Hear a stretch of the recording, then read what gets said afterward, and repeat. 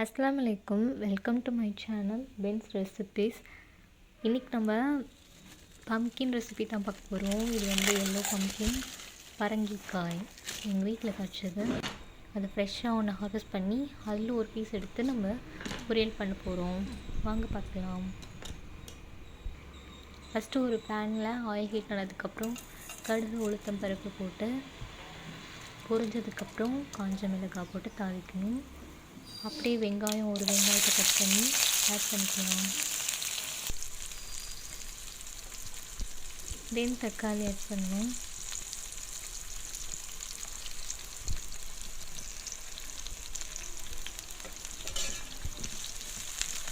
நல்லா சாத்தி பண்ணணும்.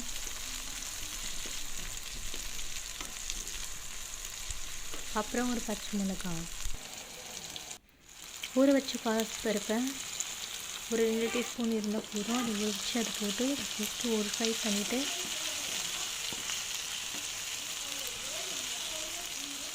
கட் பண்ண பம்கினை போடுவோம்.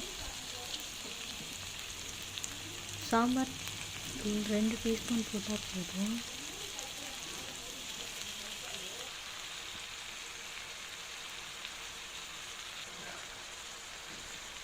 அப்புறம் தேவையான அளவு உப்பு.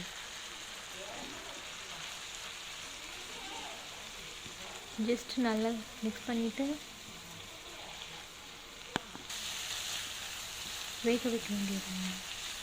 இது சீக்கிரமாக வந்துடும். ஒரு 10 மினிட்ஸில் ரெடி ஆகிடும்.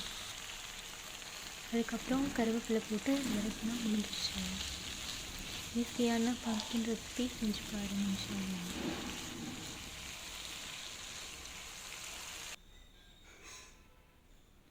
ரொம்ப டேஸ்ட்டாக இருக்கும். ட்ரை பண்ணி பாருங்கள்.